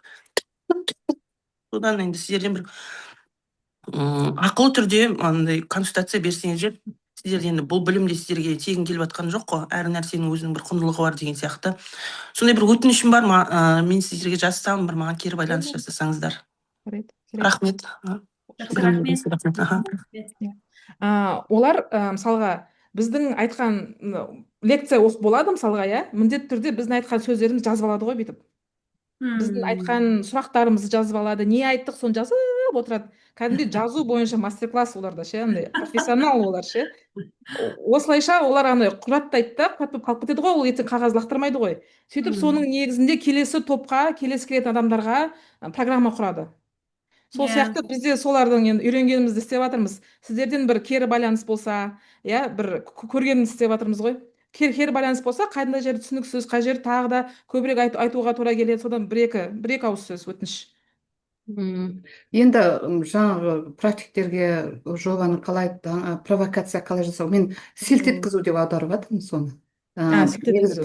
прямой переводы арандатушылық екен оның. Селт еткізгенде, ананы көргенде ой деп қалады ғой, соған бұрылады ғой. Сондықтан пока селт еткізу деп жатырмын. Соның бір дұрыс аудармасын тауып алу керек. Сол жобалары бойынша бұлардың көп суреттерін қарап жүрмін, жобаларын құрған. Жаңадай жобалар, соның нәтижелерін көрсетіп, бір жылда бір результаттарды көрсетсе деп ойлаймын. Мына Жібек ханымнан көріп жүрмін, балық неге суға батпайды, тас туралы, тас жол туралы сондай тәжірибелер көбейту қажет деп ойлаймын. Сол бойынша келесі лекцияларымыз сондай тақырыпта болса. Практика жүзінде. Иә, мынау ұмытпай тұрғанда семинар өткізген өте жақсы. Менде былтыр келе салып семинар өткізгенмін, Жібек ханым қатысты ғой. Өте жақсы, рахмет. Рахмет. Қайта сөйлей бердік деп ренжімеңіздер. Басқа адамдар сөйлейтіндер жоқ па? Бәрі әсерленіп отыр ма, тыңдады ма деп. Бұрыннан көзім шалып қалушы еді осындай балабақшалар туралы. Бір екі видео көрдім, бірақ енді тіпті қызық болып кетті. Рахмет. Сізге де рахмет. Негізі интуитивно деп айтамыз ғой біз, иә, интуитивно көп тәрбиешілер солай істейді екен. Себебі балабақшаға келіп жатады ғой, сол кезде айтады олар, иә, мен осылай істегім келген, бағанағы мен осылай білемді, бірақ қалай жасарын білмеймін деп. Интуитивно бәрі біледі, интуитивно барлығы сезеді, что баламен уже былай болмайды жұмыс істеуге, иә, баламен басқаша жұмыс істегісі келеді. Интуитивно барлығы оны сіздер сезесіздер. Бірақ бағанағы қалай бастап, неден бастарыңызды білмей жатасыздар. Сондықтан міне Гаухарға да хабарлассаңыз болады, иә. Гаухар өте ашық всегда. Мен де иногда Гаухардан ақыл сұрап, бағанағы өйстіп бөлісіп жатамыз. Сондықтан осындай кісілер бар кезде сұрап біліп отырсаңыздар болады.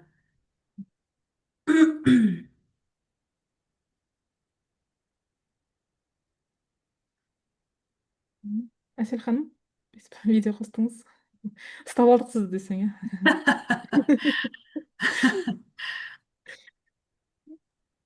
Мен жұмыста отырмын, сұрақ Ә, қоя алмаймын деп жатыр ғой. иә, Тыңдап иә. отырғандар бар шығар енді. Мгм. Түрлі шоулармен. Сәлеметсіздер Қайырлы ме? Ә, Естіліп тұрмын ба? иә, Иә, иә. естіп жатырмын. Микрофонымды қоса алмай жатырмын сол. Сіздерге алғысымды айтқым келеді, Жібек ханым, Гаухар ханым, осындай құнды ақпаратпен бөлісіп жатқандарыңызға. Мен өзім методист болып жұмыс жасаймын Ою Children орталығында. Бірақ сол арманымның, профессиональный бір арманымның бірі ол сол Реджо Эмилияға бару.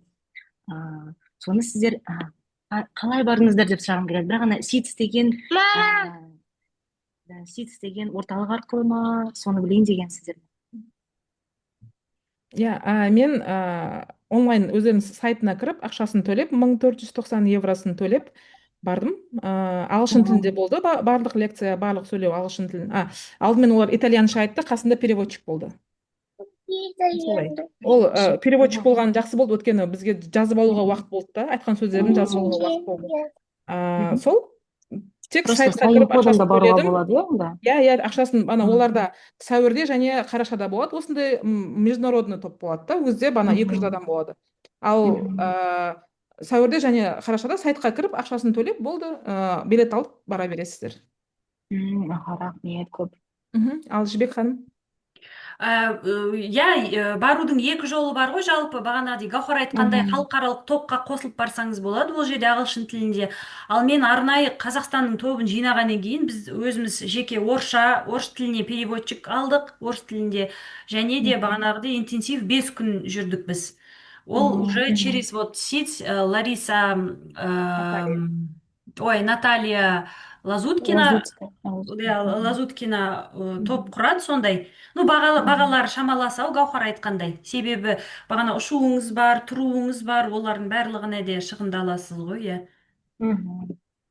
Өзіңіз бар, өз көзбен көрген, әрине ол керемет, сондықтан әрине барыңыз, арманыңыз орындалсын. Рахмет көп. Иә, и оларда международный группа болсын, жеке группа болсын, бағдарлама барған сайын ауысып тұрады. Бір нәрсені қайта айта бермейді. Және биыл уже 4-ші рет келіп жатқан адамдар болды біздің топта. Сөйтіп біреу айтты, осы биылғысы ең терең болды деді, ең конкретный болды деді бізге. Бұның алдындағылар әшейін көбірек философия, көбірек баланы құрметтейміз деген нәрселер болған еді. Бірақ осы біздің топта көбірек жобалау, нағыз жобаны көрсетті да, қалай басталды, балалар не айтты, соңында немен бітті. Соның бәрін бір 4 сағат қып бүге шүгесін көрсетті. Мысалға, жаңа мұғалімді қалай үйреткен бүге шүгесін бүйтіп көрсетті видеосымен. Сондай да, бұл енді біздің запрос, қазір бізге не жіберді, опрос жіберді, не ұнады, не ұнамады. Біз соны толтырудың негізінде олар келесі апрельский, сәуірде болатынның бағдарламасын құрады. Яғни ол жерге көп бара беруге болады. Бір ғана армандамаңыз десең, көбірек бара беруге. Иә, тағы да барсаңыздар топтарыңызға қосыламын. Құдай қаласа.